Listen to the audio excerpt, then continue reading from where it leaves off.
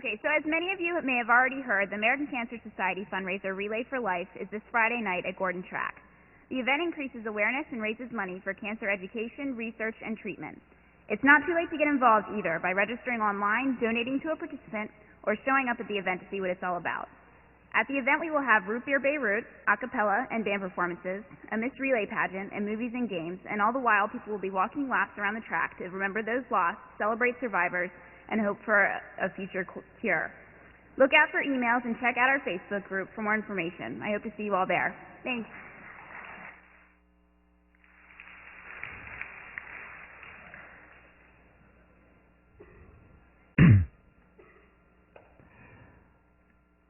Hi, good morning.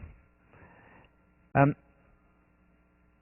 going to pick up where we left off last time, but before we do, a few of you came to me after class and asked about alternative forms of exercise. So the study that I gave, also what you read, the article by Callahan and others, is mostly about aerobic exercise.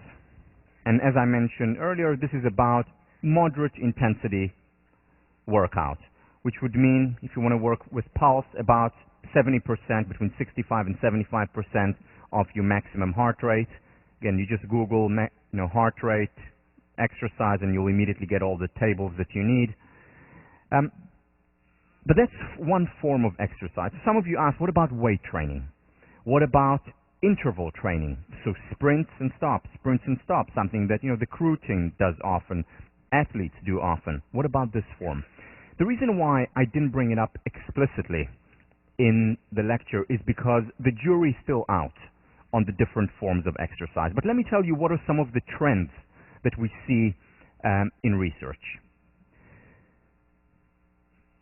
Right now, it seems that if there is only one form of exercise that you do, the best bang for the buck, best value for your time would be aerobic exercise. 3, ideally 4 times 30 minutes of aerobic exercise a week. That's at minimum.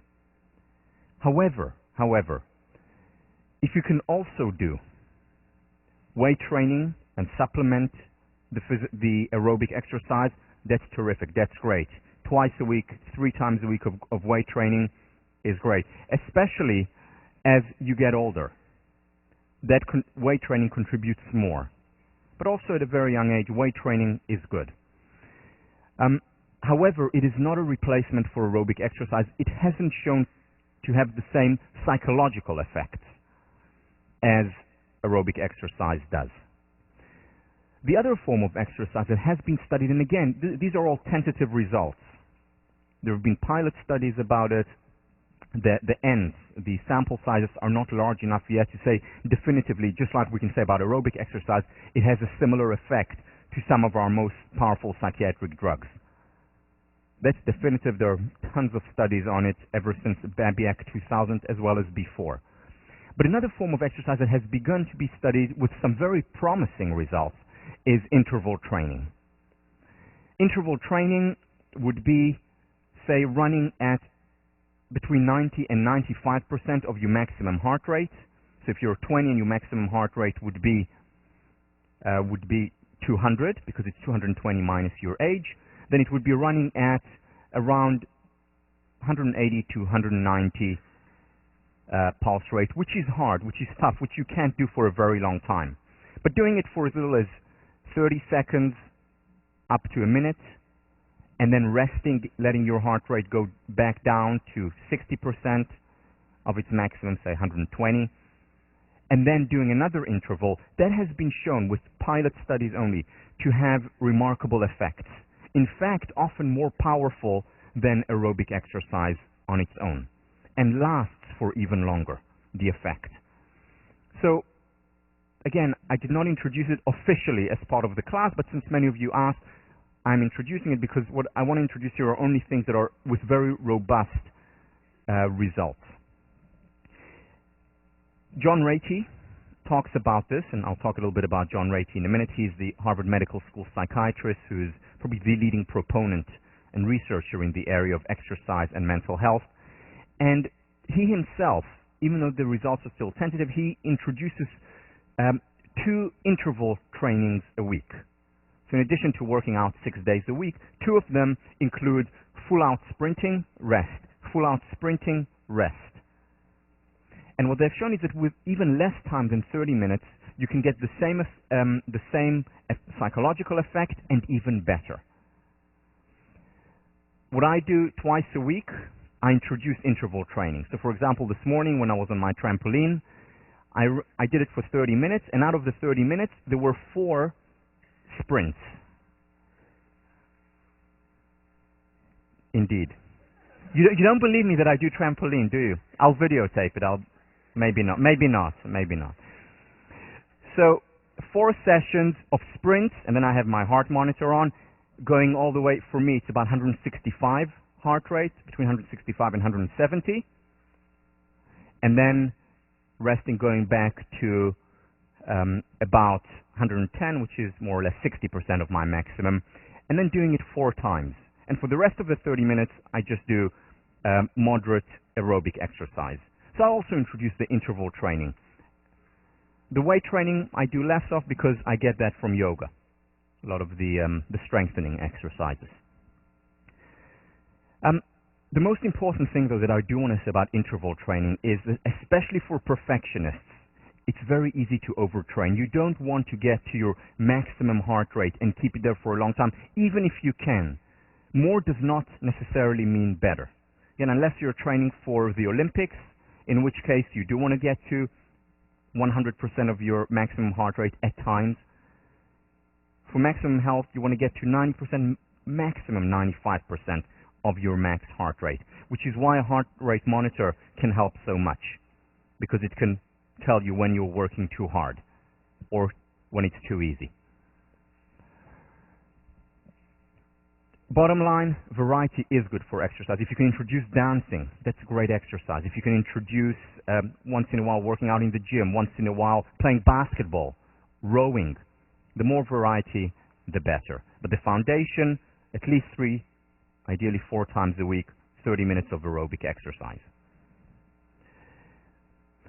So we stopped last time with overcoming barriers. And some of the barriers are that it's difficult, there is some pain associated with it, even if you are at 70% of your heart rate.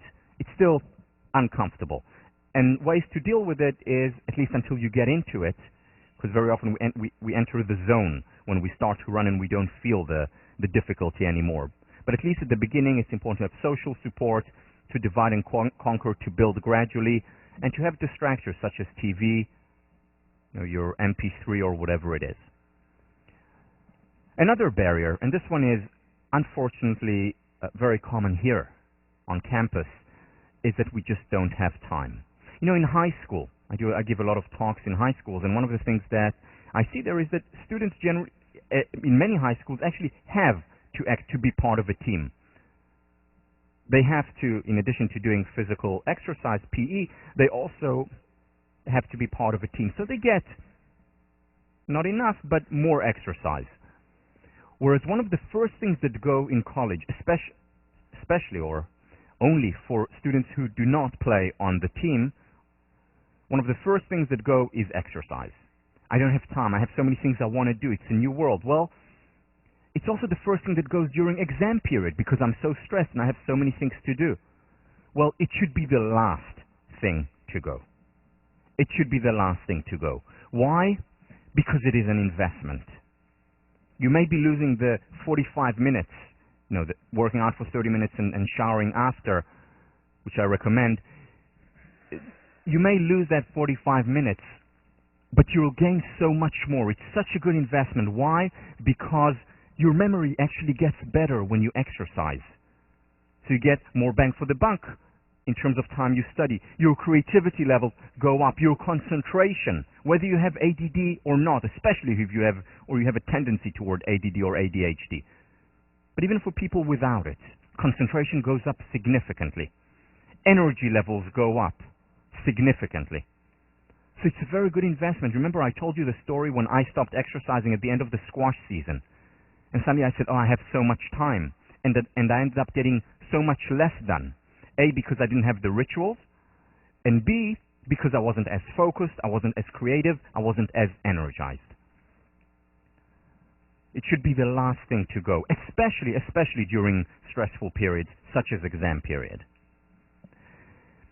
One way to overcome the time commitment, again, is not to rely on self-discipline. We've established that before we saw the research, we have a limited amount of self-discipline. Create rituals where, say, 3 mornings during the week you'll do it, or if a good time for you is the afternoon or evening, but have a ritual around it. Another barrier to exercising regularly, and this is an interesting one and often overlooked but extremely powerful, and that is the subconscious barrier. Nathaniel Branden talks about this, and I talk about it a little bit in my book, quoting him. He talks about self-esteem, and part of self-esteem is the notion that we are worthy of happiness, the notion of being worthy of happiness. And when you ask people, are you worthy of happiness, most people will say yes. But if you ask the subconscious, very often for many people, it's no. Whether it's because of the voices that we heard in the past, from teachers, educators, parents, significant adults, society at large, by comparing us to unrealistic models. But very often we have this voice, the subconscious level, that we're not really worthy of happiness. And that is a barrier that stops us from becoming happier. Now, one of the things that we know with exercise is that it's one of the, if not the most powerful drug for making us happier. Now, I know that exercise makes me happier, it makes me feel good, but if my subconscious thinks that I'm unworthy of these feelings, unworthy of being happy, it may, in fact, stop me from exercising. Why? Because remember, the mind doesn't like when there is an inconsistency between what's inside and what's outside. And if what's inside is saying, shouldn't be happy, then I try to match it with what's inside. And then I don't exercise. Because if I do exercise, then there will be a disconnect. I will be happier than I think I'm worthy of. There's a lot of research on this. For example, by a psychologist by the name of Swan, who talks about self-confirmation theory, which is a very powerful force within us. There is a self-enhancement that we want to appear good in other people's eyes, in our eyes, but there is a counter force, which is self-confirmation, where we want to confirm whatever we think about ourselves. And if we think not worthy of happiness, we'll very often not do things that actually will make us happy. We see it in other areas, in relationships, for example. If I think I'm unworthy of a wonderful partner, of being happy in a relationship, very often I will inadvertently, working here, jeopardize the relationship and look for things that are not working. Actively, subconsciously, look for ways of hurting the relationship. So we need to be aware of the subconscious level, and it very much applies to whether or not we exercise. So what do we do with this? The best thing to do is to just do it. Again, ritualize it, not analyze it too much. Just go ahead and exercise. 3-4 times a week is good for you, just do it. And again, it's the 5-minute takeoff. The subconscious mind will try and tell you, don't do it, you don't have time, there are other things, you'll do it tomorrow. Next week you'll start the regime. The subconscious mind is very smart in its attempt and will do anything that it can almost to create this congruency. And when you go out and exercise and you show yourself, yes, I am worthy of happiness, very often the subconscious mind will follow suit. So just do it. The second thing is recognize, this is on the cognitive level, recognize how important physical exercise is. Remember what Marty Seligman said. We mostly focus on neck up, and we do it as psychologists, we do it as students in an academic institution, especially in a place like this. So much is about thinking and cognition. That's how you got here. That's how you were successful. But it's no less important to think about neck down.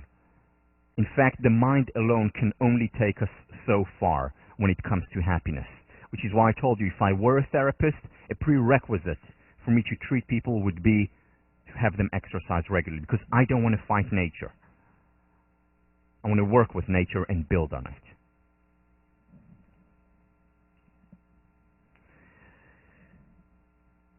Exercise, in many ways, is the unsung hero of psychological interventions. It helps on so many levels. John Ratey, mentioned him, Harvard Medical School professor, psychiatrist. In a way, exercise can be thought of as psychiatrist's dream treatment. It works on anxiety, on panic disorder, and on stress in general, which has a lot to do with depression. And it generates the release of neurotransmitters, norepinephrine, serotonin, and dopamine, that are very similar to our most important psychiatric medicines. Having a bout of exercise is like taking a little bit of Prozac and a little bit of Ritalin right where it is supposed to go. The exact right amount of it, the exact right location, and without side effects or with side effects, positive side effects, physical as well as mental and emotional side effects. What John Ratey is calling for in his wonderful, wonderful book, just came out recently in this January, what he calls for is an exercise revolution. And he backs up this call with a lot of scientific evidence of why it is so important. Let me share with you just one area that he talks about. He talks about all ages. He talks about kids, adults, as well as the elderly population. And it has positive effects for every age, from 0 to 120. Let me talk about a couple of studies and findings that were implemented, where exercise was implemented in schools. So there are a few schools that introduced physical exercise as an integral part of its curriculum. For example, and this has been replicated in a few schools, every morning 45 minutes of some form of exercise. Usually running, sometimes rowing, cycling, climbing. There's a school that in New Jersey that actually put a climbing wall where students exercised. But some form of aerobic exercise, sometimes intertwined with interval training, every morning before school, 45 minutes a day. Some of the schools had it later during the day, most of them in the morning. Here are some of the results from some of these schools that actually introduced it. Obesity levels, not surprising, went down. For example, in Naperville in Illinois, in the district there where physical exercise was introduced in school, which is, by the way, interesting, because in most schools, just yesterday I gave a talk at Horace Mann, and the teachers told me that in many of the schools in New York, physical exercise is being taken out rather than more of it is introduced. Physical exercise and art, both taken out. Why? Because they have to get the grades. Neck up. And that's a pity, and they pay a price. So obesity in the school in Naperville, or in the district Naperville in Illinois, obesity levels went down from 30% to 3% among the students. That has repercussions not just for the students' lives there, that they're more comfortable, that they're happier. It has repercussions and consequences for the rest of their lives. They're much less susceptible and prone to the chronic illnesses, such as cancer, heart failure.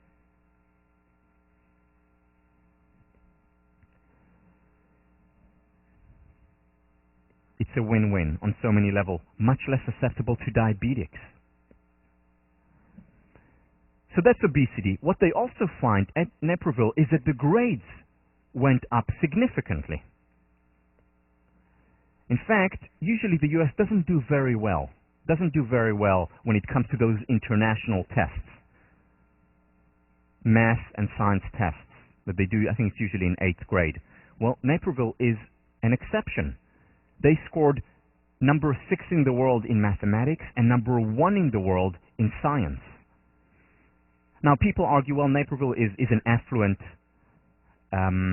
neighborhood or district, and it's true.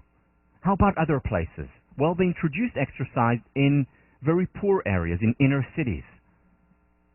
For example, in Titusville, Pennsylvania, where many people are way below, where the average is way below the average income for the state.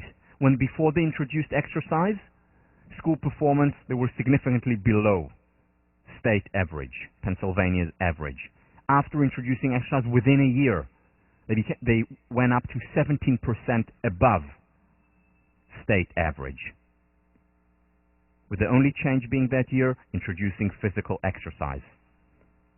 They've seen this in other schools, in other districts as well. And what they also saw in the same school, in Titusville, that fist fights, for example, they noticed violence disappeared completely as a result of the exercise. What they found also in a school in Iowa, where they introduced physical exercise, disciplinary problems went down from 225 to 95 in 1 year. In another school in Kansas, also inner city, disciplinary problems went down by 67% after they introduced exercise. We're much less likely to be violent. It calms us. It brings us to our natural state of being, which is much calmer as opposed to being angry and upset. And people need to let out that steam. And unfortunately, very often that steam is let out in fights with aggression. And this is a much healthier way to divert that healthy energy. Let me show you a clip from one of my favorite movies, Legally Blonde. And it's the part where a woman is just being charged with the murder of her husband. And our very own law school graduate, Reese Witherspoon, defends her.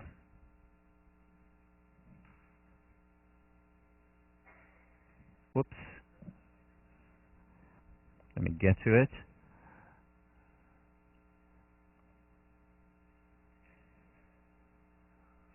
Thank you.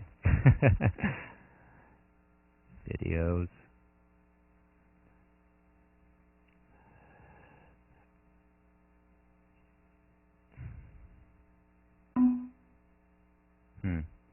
Legally, here it is. We're defending Brooke Windows, whose very wealthy husband was found shot to death in their Beacon Hill mansion. Gold digger? You'd think so, since the stiff was 60, but she was rich on her own, some kind of fitness empire. You can buy her exercise tapes on infomercials. Wait, are you talking about Brooke Taylor? Maiden name Taylor. You know her? She's at Delta Nu. She wasn't in my pledge class, but she graduated 4 years before me. But I used to take her class at the Los Angeles Sports Club. She's amazing. Amazing? How? She can make you lose like 3 pounds in one class. She's completely gifted. Well, in all likelihood, she's completely guilty as well. I just don't think Brooke could have done this. Exercise gives you endorphins. Endorphins make you happy. Happy people just don't shoot their husbands. They just don't.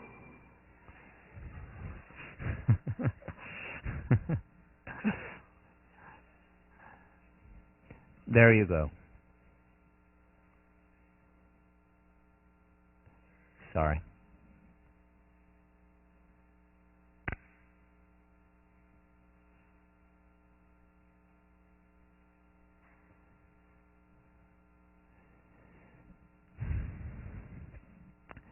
You know, in the book, I talk about the happiness revolution. And I think, based on a lot of research, that the foundation for a happiness revolution has to come with an exercise revolution. Why? Because if we don't exercise, we're fighting against nature.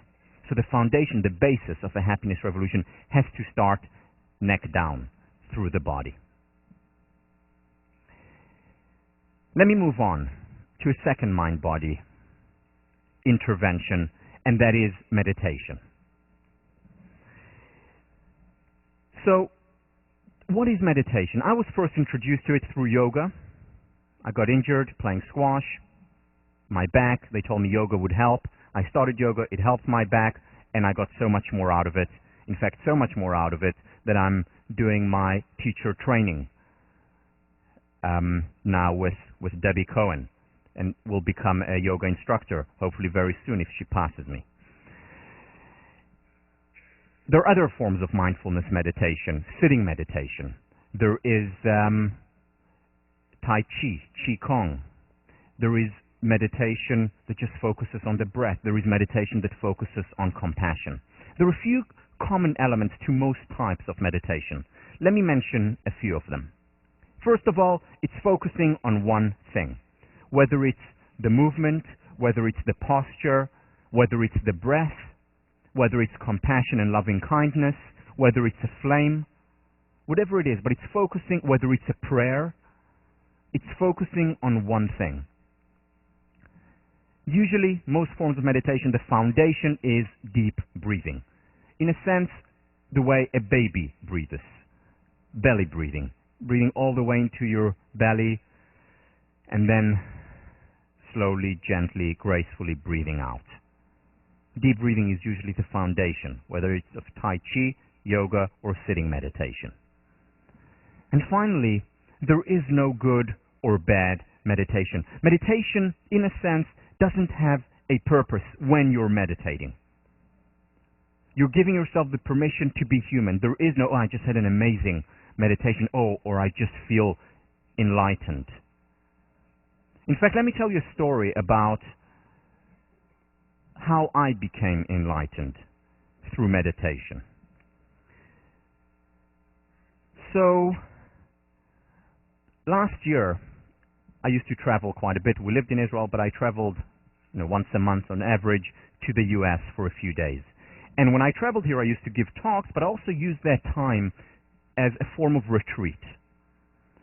And what I would do is I would practice a lot of yoga, much more than I did in Israel.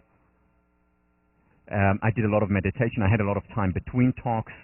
So I had plenty of time, and I used it as a retreat. And I remember one time coming home back to Israel, and just to give you the context, in Israel we live in a city just outside Tel Aviv called Ramat Gan, and our house is in a 20-story building. We live on the 10th floor, and the view is just breathtaking.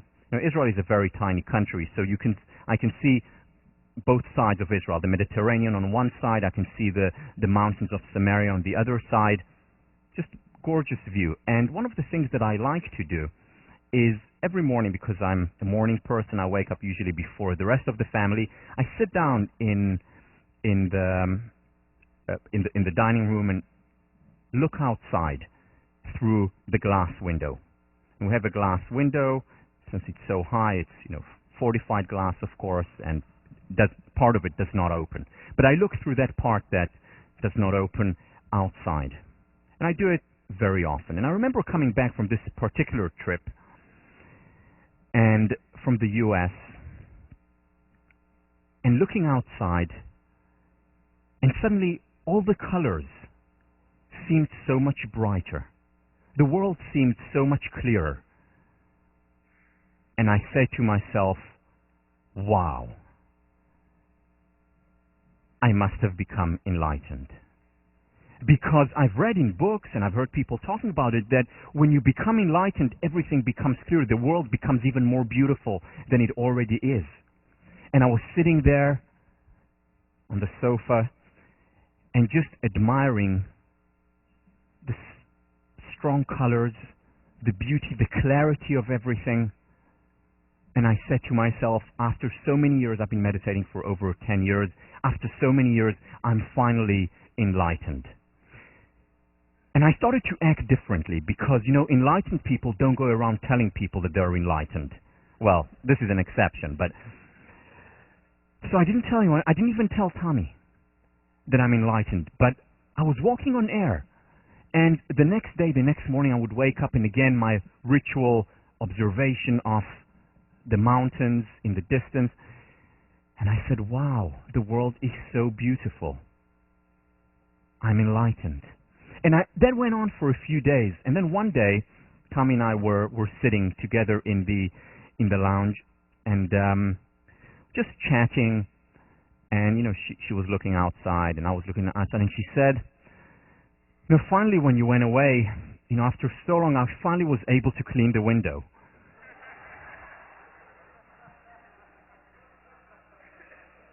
I said, what?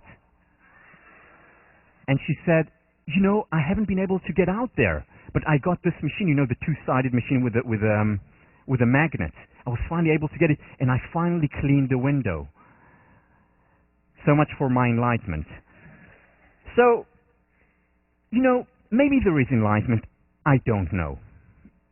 But the key with meditation is not about reaching that stage when everything suddenly becomes so clear. I think a quicker path would be to clean the window. But that's not what meditation is about. Meditation is about being present, being in the here and now, struggling with being in the here and now. And when we lose our thought, when we lose our focus on the breath, simply bringing it back. That is the practice. Losing it and bringing it back, losing it and bringing it back. And that's how we exercise our mind to be more focused, to be more mindful. So let me share with you some of the studies on meditation. And once you start meditation or yoga, and by the way, you will find what is right for you. Being ADHD, it was very difficult for me to do sitting meditation. Much more conducive for me to do yoga. Because I'm working hard, it keeps my mind focused on the posture.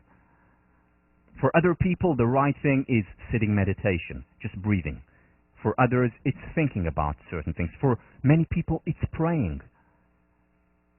Whatever works for you. And it can be, of course, a few things. You can pray and do yoga. So let me share with you some of the studies, the real serious studies on meditation. Started by looking at the tip of the stem, at the meditators, people who've been doing it for many years, for a very long time. And what they asked, the researchers like Richie Davidson, University of Wisconsin, John Kabat-Zinn from University of Amherst, Worcester, people like Herbert Benson, Paul Ekman from one of the UCs, and other people, when they wanted to study meditation, they said, let's study the best. So they contacted the Dalai Lama himself and said, can you suggest some people who have been meditating for a very long time, serious meditators, and we want to study their brain. So they did. And they brought them in, and what they looked for, the first thing, remember, left to right prefrontal cortex ratio. And if you remember, we talked about it, people who are happier generally have more activation on the left side of the prefrontal cortex. People who are less happy have more activation on the right side of the prefrontal cortex. So that ratio is important. And it's one of the quote-unquote objective means of measuring happiness. One of the things that they have found is that there is very high correlation between what our brain looks like under the scanner and our self-report about how happy we are. Not 100% correlation, not a 1, but pretty high, suggesting that self-report are quite reliable. But anyway, so they wanted to look at the brain of the meditators. And when they looked at the general public, we all exist on a bell curve. The happier people are further on, more activation on the left side. The less happy people are further, more activation, higher ratio on the right side. And then they brought in the meditators. And they measured their left to right prefrontal cortex. And here is what they found. This is the normal bell curve. This is where the meditators were. This is from 2001. Since, they have found numerous meditators that are quite literally off the chart, suggesting very high levels of well-being and happiness, being susceptible to positive emotions and resilient in the face of painful emotions. So this is a remarkable result. Again, results that they had not seen before until they measured these meditators. The other things that they were interested in looking at, the other important indicator for well-being and calmness, is the startle response. And when you hear a bang, you startle. And the startle response is important because the easier you get startled, generally it's correlated with higher levels of anxiety, susceptibility at least to anxiety. And everyone has the startle response to some degree. Even marksmen and women in the military, who shoot their guns every day and they try and remain completely focused. Even they startle, when the gun goes off. They flinch very slightly, but they do. So it's impossible to suppress the startle response. Or so they thought. When Paul Ekman brought these meditators in and asked them to maintain complete equanimity and calmness, and he startled them, there was no reaction whatsoever.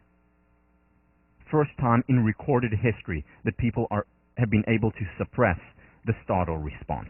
Here was what Daniel Goleman writes about this in his book, Destructive Emotions. Given that the larger someone's startled, the more intensely that person tends to experience upsetting emotions, Osser's performance had tantalizing implications, suggesting a remarkable level of emotional equanimity. That equanimity was also contagious, so people who tried to argue with these monks very often had a hard time becoming angry or upset, even if the topic was personally upsetting to them, such as scientists arguing about the existence of God. And they said, I couldn't get upset because calm is contagious, just like happiness is. Now, some of you may not be 100% clear about what the startle response is. So for those of you who are not, I've prepared a very brief clip.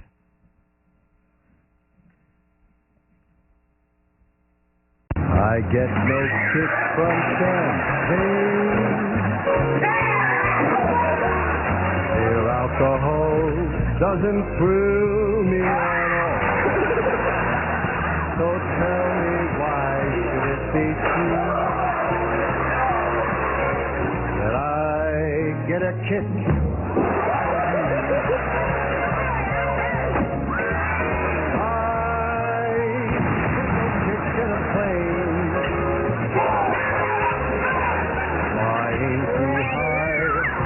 Some gal in the sky is my idea of nothing to do.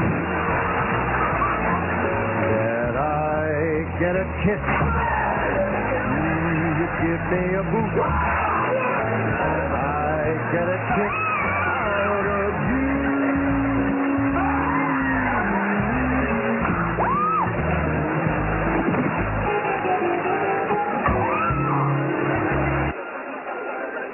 Sure, the mask doesn't do anything to him, but you want to see something really scary? It's Dad!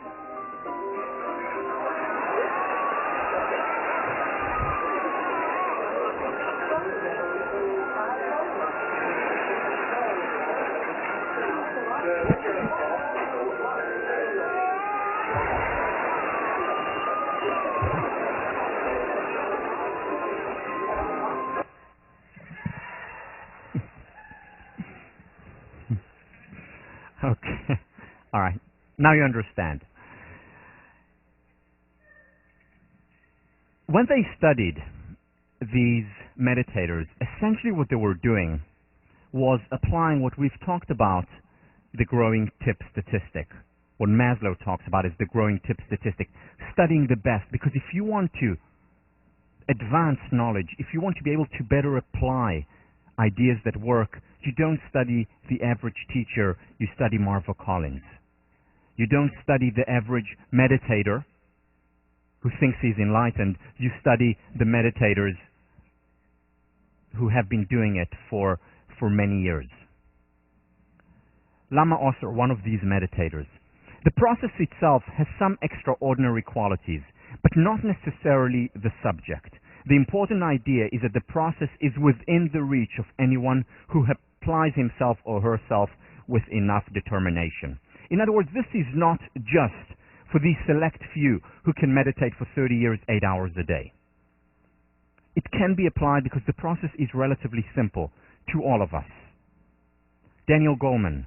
From the perspective of neuroscience, the point of all this research has nothing to do with demonstrating that Osser or any other extraordinary person may be remarkable in him or herself, but rather to stretch the field's assumptions about human possibility, about our potential. Some of these key assumptions have already begun to expand, in part due to a revolution in neuroscience's supposition about the malleability of the brain itself.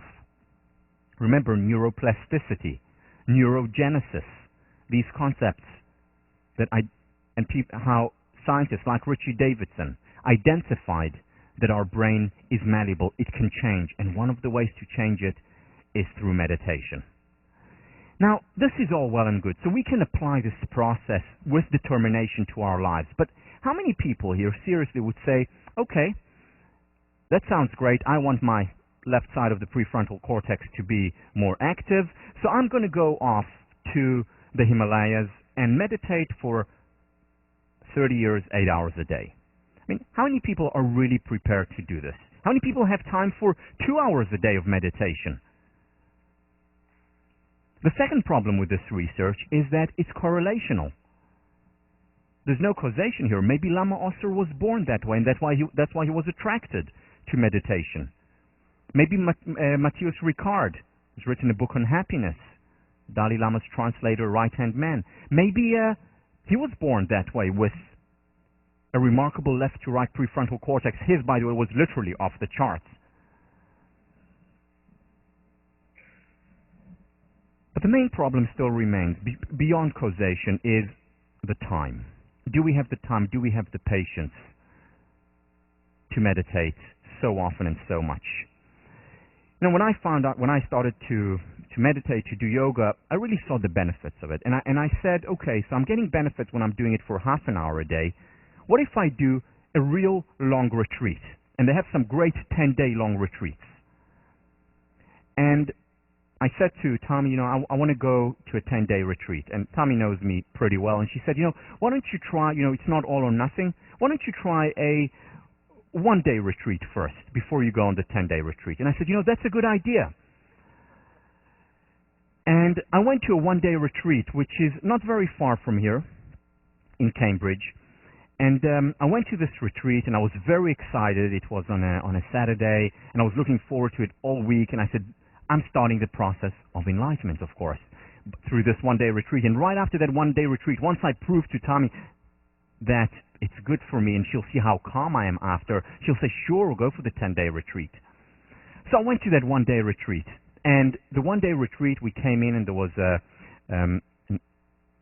gentleman who was sitting in front of the class with a beard, looking very calm, and I said, I'm going to look like him at the end of the day, and minus the beard. And we sat down, and he said, we're going to start with sitting meditation. So we all sat, you know, we had our cushions. I need a few cushions, you know, there. We were sitting there. I put my hands here, and he said, okay, now breathe deeply through your nostrils, and then breathe out again. And we did that, and I was sitting there, and my mind, you know, being ADHD, started to wander, but he said, if the mind wanders, bring it back to the focus. And we were sitting there, and for what seemed like a very long time, and I stayed there, and I said, okay, your mind wanders, it's okay, come back to it. And I continued to sit there, and we sat for 45 minutes. And at the end, he said, okay, you know, gently, slowly open your eyes and stand up. And he said, what we're going to do now, the second part, after the 45-minute first part of sitting meditation, we're going to do some walking meditation. And he illustrated. And then we walked behind him around in a circle. And we walked very slowly, very diligently, just focusing on each step, lifting up the leg. And he said, just focus on the movement, be present in the here and now. And if your mind wanders, which mine did constantly, bring it back to the walking and continue to breathe deeply, just like you did during the sitting meditation. So we were walking around the room for a very long time. And we walked, and we continued to walk around that room, and my mind continued to wander. And I got bored. So what I did was I started to look around at the other people, and they were all walking in the circle. And then I looked to where the teacher was sitting. And next to the teacher, there was a piece of paper. And I thought, oh, interesting. I wonder what it says there. So I continued to walk.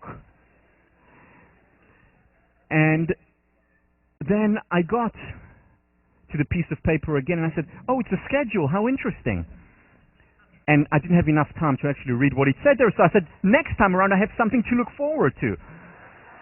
So I continued to walk, and I see, oh, I see, this is what we did, 45 minutes of sitting meditation, and after that 45 minutes of walking meditation. Huh? I wonder what's next. And I continued to walk, and now I had something to look forward to. I was excited. And I looked just below, and 45 minutes of sitting meditation, and then 45 minutes of walking meditation. Whoa! And another set of sitting and walking. Oh, and then lunch. I wonder what we do after lunch. 45 minutes of sitting meditation and walking. Whoa. And after that, walking meditation. So I thought to myself, wow, this is incredible. I'll see you next time. Jeez. And I walked out. I couldn't take it. So, and I ran home, but I must say I was a little bit embarrassed. So I thought, wait, maybe I'll spend the day outside, and just come back home and seem enlightened at least. But I didn't, so I called Tammy and I told her, do you want to have breakfast together? And we did. She gives me the permission to be human. I don't see myself going on a 10-day retreat. I don't see myself going on a 30-year retreat.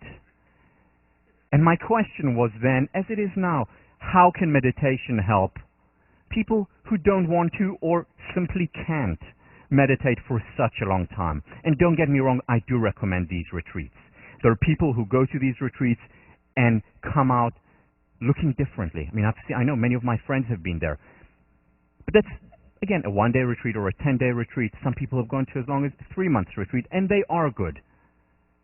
Just not for me. So what can we do?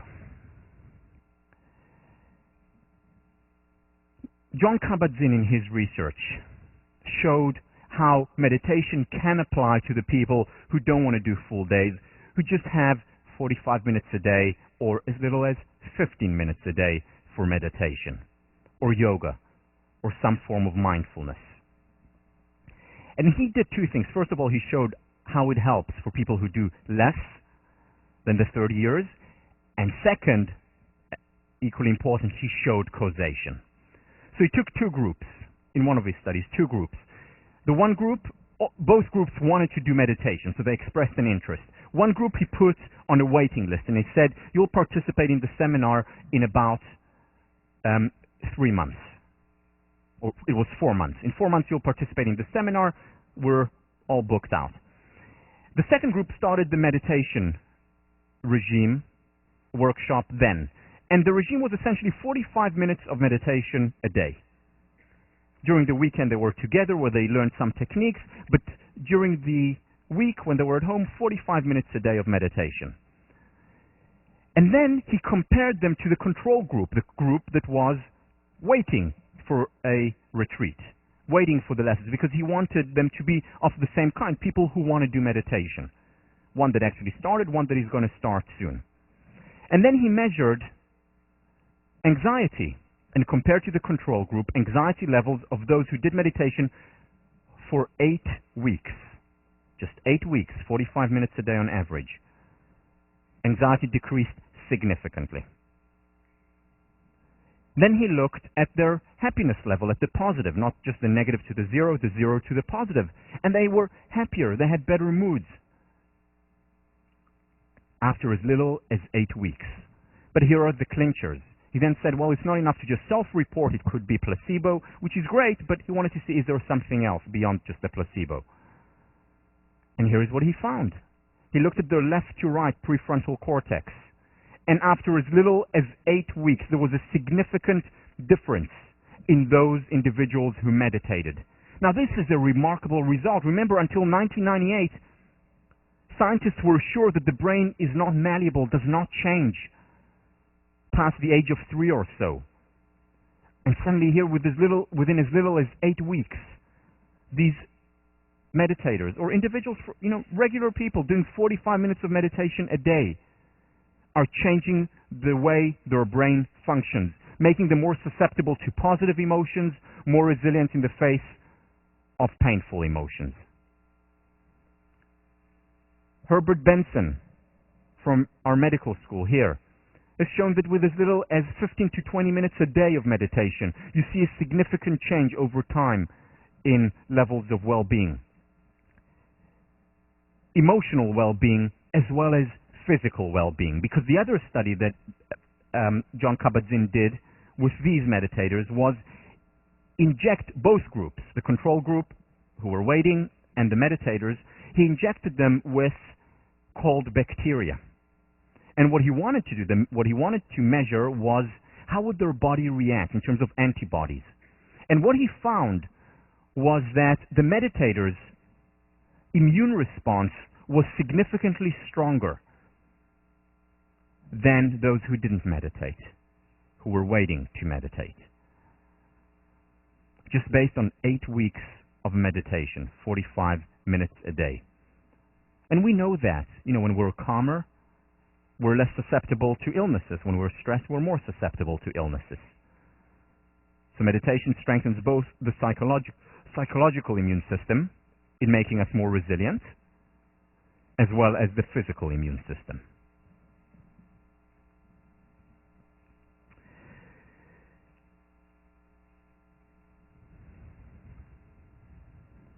Mindfulness has been used in numerous areas, numerous places, as therapy, more and more so today, both as in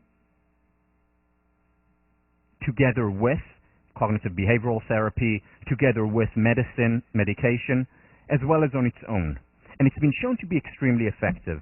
The book I recommend, if you want to get a good outline of what the field has to say, is called The Mindful Way Through Depression, that talks about how mindfulness can help us overcome major depression, mild depression, as well as things like anxiety, and how it can also help other psychological disorders.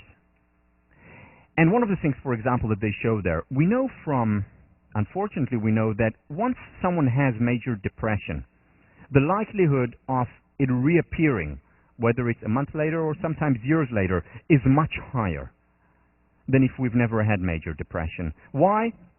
Think about what we have discussed before. What we talked about is how the brain creates neural pathways. Now, if a neural pathway has been created, and it's a strong neural pathway of depression, very often something which is relatively mild that happens can send us back to that neural pathway. So we go through a relatively hard period, nothing that serious, but immediately the brain looks for the largest neural pathway, the largest river, metaphorically speaking, and it goes there. And we have the major depression again, with little reason. And after we have it 2 or 3 times, the neural pathways are even stronger, even more likely to recur. What they have found when they introduced mindfulness meditation or mindfulness therapy, in addition to cognitive behavioral therapy, was that it reduced the likelihood of recurrence of major depression among people who have major depression or had major depression, reduces the likelihood by over 50% of relapse. That's in a longitudinal study. So this really helps. It also helps deal with non-major depression. It helps dealing with sadness. Now, how does it work? Let me, again, very briefly, I do recommend this book. We could have a whole course on this book. The book has also got an 8-week program, which is fantastic. Its first level, it's about awareness and acceptance of the body signal. What do they mean here? You see, whenever we experience an emotion, there is always a physical manifestation to it. Positive emotions such as happiness, it could be butterflies or just feeling very broad in the upper body or whatever it is, but also painful emotions. For example, personally when I experience anxiety, it's here. I feel it here. Or here, the knot in my stomach that I talked about. People who experience depression or even sadness feel it somewhere. Again, whether it's in the stomach, whether it's in the shoulders, there's always a physical manifestation to an emotional experience. And what they are saying, and what the research has shown, is that when we begin to experience a painful emotion, immediately going and becoming mindful, aware of whatever the physical manifestation is. So instead of beginning to ruminate and to dwell on why am I depressed, what's going on, what's happening, not again, I hope this won't start. Instead of going into this rumination, going immediately to the physical manifestation of it, to the body. So okay, I'm beginning to feel stress, okay. And focusing on it and accepting that not trying to fix it, as we'll talk about in a minute. Simply accepting it for what it is. Looking at it and saying, oh, that's interesting. Oh, it's quite a big knot. Oh no, it's small. Oh, it's getting actually bigger. As opposed to saying, I want it to go away. Oh, it is going away. That's interesting. But that's not the purpose. The purpose is simply to become aware of it. Simply to become aware of whatever the physical manifestation of the emotion is. Now, why does this work? It works because it creates an alternative neural pathway, where the usual neural pathway that is created when we feel dis-ease is going into the mind, ruminating about it, and usually going to the channel that existed before. The channels or channels that existed before, and these are channels associated with our depression or our previous negative experiences that have been reinforced. What we're doing now, instead of going into these reinforced channels inside our mind and further reinforcing them, we're creating an alternative one. Oh, pain? Let's go to the body. And that alternative channel, the reason why it works is because that's when we're going to the body's natural ability to heal.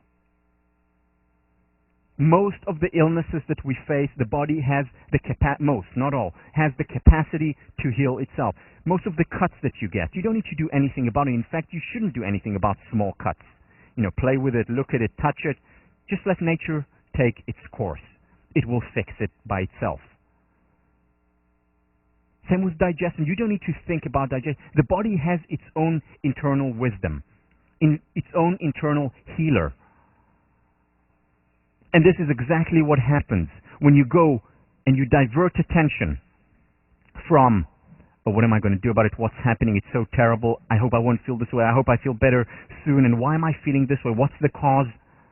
Sometimes it's important to do it and to analyze and to write about it as opposed to ruminate about it, or to talk to someone about it as opposed to ruminating about it. But the most effective in most situations is to just go to the bodily sensation and be aware of it. Accept it. Don't try and fix it. Just let it be there and just observe it. And our internal healer will take care of itself. The key, in order to become adept at it, is to practice. It's to practice it, to do it over and over again. Just like everything else that we've discussed in this class. There are no quick fixes. How do we practice it? First, and this is part of their 8-week program, which I'm doing right now. The first is body scan. Become aware of your body just by lying down and thinking and observing, first of all, your foot, then becoming aware of your knee, becoming aware of sensations in your quads, becoming aware of sensations in your stomach, wherever it is, going through the whole body, and practicing and becoming more aware. And this is doing it in a cold state. This is doing it in practice, in a simulator. And then when we're in a hot state, when we actually experience that emotion, that painful emotion, we're ready to go to it, and we know what to do. Practice also means when we lose focus, we go back to it. And that's the practice. The practice is not remaining completely centered for 30 minutes. The practice is losing and coming back, losing focus and coming back again. And then also practicing in real life. So whenever I feel stressed, immediately going, okay, so what's the physical manifestation of it? Now here we're talking about the emotions, we're talking about the body. You can also practice by using cognitive reconstruction. How?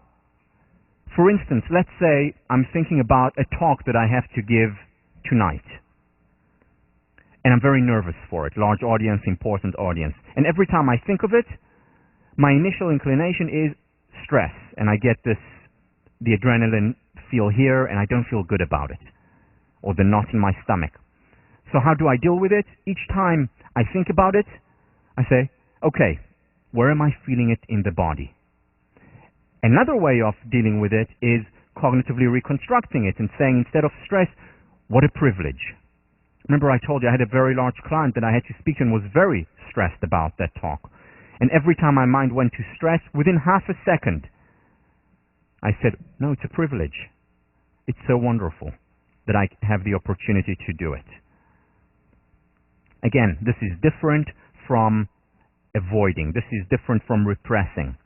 There is a time to simply accept and to give ourselves the permission to be human.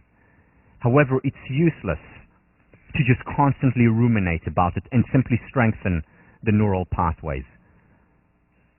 So this reaction of either going to the physical body or sometimes going to the cognitive reconstruction can be very useful. Remember, when we want change, we want to draw as much as possible on A, B, and C, on affect, on behavior, and cognition. And these are just two very helpful techniques. Again, I use it constantly, whether it's going to the body or going and cognitively reconstructing. Extremely helpful. And again, the data shows how helpful it is.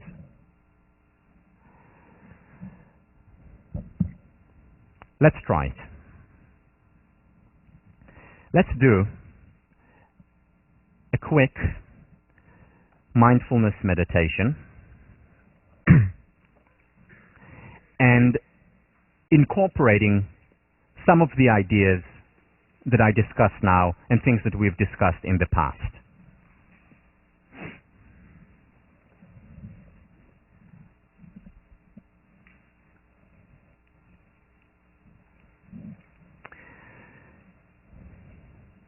So sit comfortably in your seats as much as possible, your back straight, leaning on the back if that is more comfortable. Elongate your neck as much as possible. Create a straight line in your upper body. Plant your feet as comfortably as you can on the floor. If they're crossed and you feel comfortable, uncross them. And rest your hands either on your legs or folded, however you feel comfortable. And if you feel comfortable, close your eyes.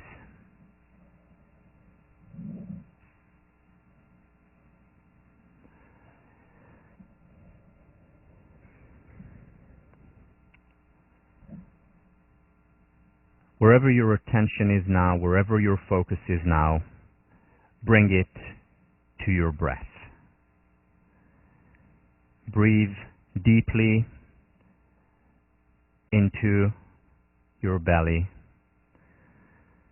and then breathe slowly, gently, gracefully out.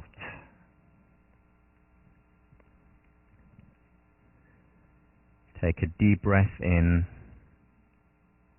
and slow, gentle, quiet exhalation. And repeat this a few times.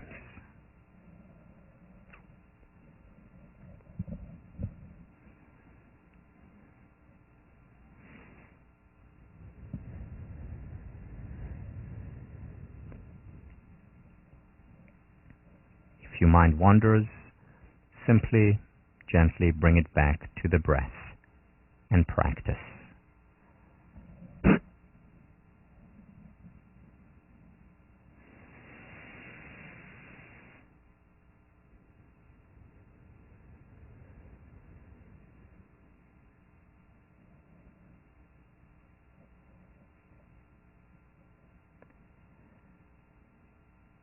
As you continue to breathe, shift your attention, your focus to your body.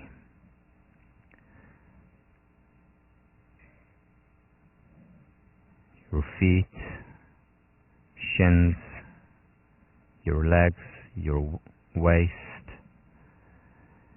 your belly, your back. Just scan your whole body, your chest, neck, your head, and find one area in your body that is slightly tense, that you feel more than others, that is less relaxed than the rest of the body. And whatever that part of the body is, shift your attention there and observe the discomfort, observe the tension, just observe and accept. It is.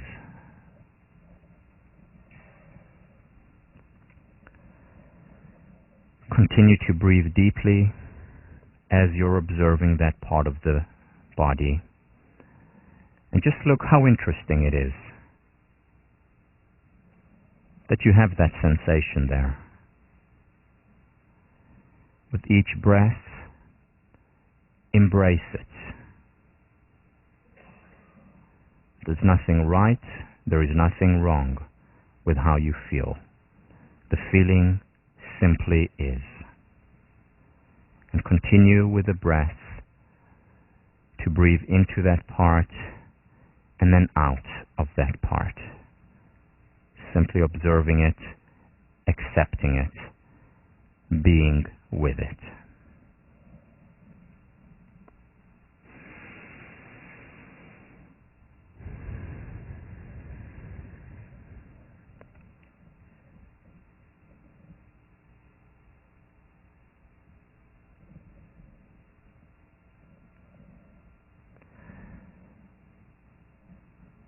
Continue to be with that part of your body, with your breath,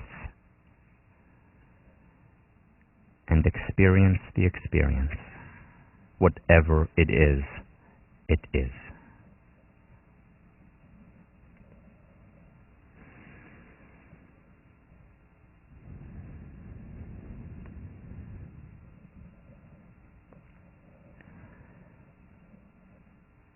And then gently say goodbye to the focus on that particular part, very gently, because you just embraced it, and return to your breath.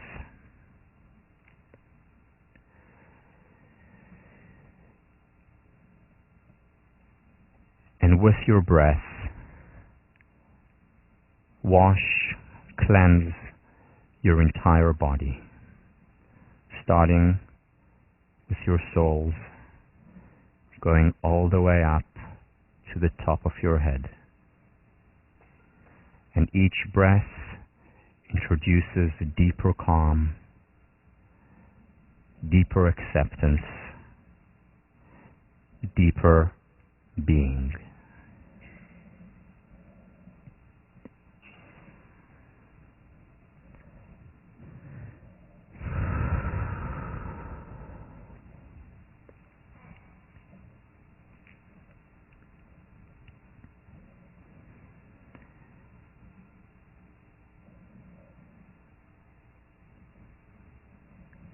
Just experience, just feel the lightness, the light that comes from acceptance, from our natural state of being.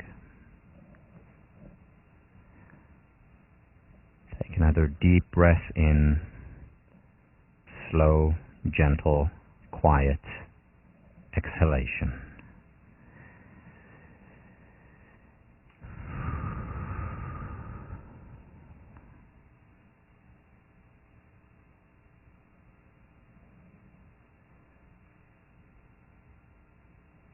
And with the next exhalation, open your eyes.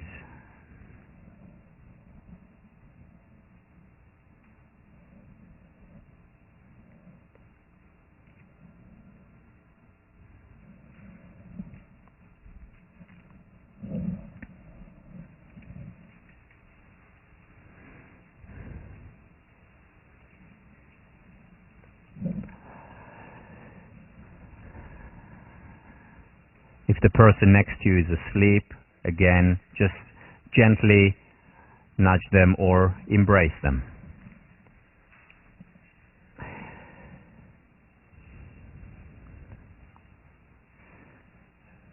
The effects of mindfulness meditation, mindfulness therapy, is quite literally mind-boggling.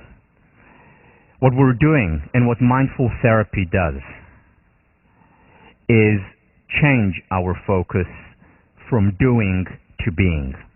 How is that? You see, usually when we experience something stressful, or when our mind goes to a sad place, our immediate reaction is, how can I fix it? How can I fix it? And we try to fix it by thinking about alternatives, or by getting ourselves to feel better, by thinking through the problem that we're facing. Why? Because this fixing mind works. I mean, it's because of the fixing mind that we have science and technology and progress, and it's because of the fixing mind, the thinking mind, that you got in here. You didn't get in here because you were a great meditator. You got in here because you did well on your tests. You were able to solve problems well on the SATs. And that's a good thing, and that's important skill, but very often it's counterproductive when it comes to dealing with mental, psychological issues. We gravitate toward it, we want to fix it, but very often it's counterproductive. Just like it would be counterproductive to try and meddle with the digestion that our body goes through, the digestive process. It happens independent of us. If we try and play with it, open it, look at it, help it, we'll only hurt it. Why? Because the internal mind, the internal healer, the internal wisdom knows best to deal with certain things. Not everything, but certain things, such as digestion, such as very often, not always, but very often, with mental afflictions, with painful emotions. So we're shifting our focus from trying to fix to simply be with that emotion, with that experience, with the manifestation of the pain. In their book, William, who teaches at Oxford, trying to get rid of depression in the usual problem-solving way, trying to fix what's wrong with us, just digs us in deeper. Rumination is part of the problem, not part of the solution. Now, the emphasis here is on rumination. It's not, and we've talked about it a lot, it's not the fact that if you're writing your journal, it's not helpful. It's good for you to write about issues that you're dealing with in your journal. It's good to talk to a very close friend. But just rumination and going over the same scenario over and over again, ruminating about it, trying to fix it, very often makes it worse. And would be better off just going to the emotion, going to the physical manifestation. Try it. See what's right for you. It may be right for you to, write for half an hour on one occasion and then just meditate on it for 10 minutes. Or it may be right for you to only write about it. It's different for different people, but what I'm doing here is I'm adding another tool to your psychological toolbox. And just like we can cognitively reconstruct, as opposed to seeing it as a threat, to see it as a challenge, as opposed to seeing it as a threat, to see it as a privilege, as opposed to seeing it as a failure, to see it as a learning opportunity, we can also have emotional reconstruction, where instead of just thinking and ruminating about it, we go to the experience.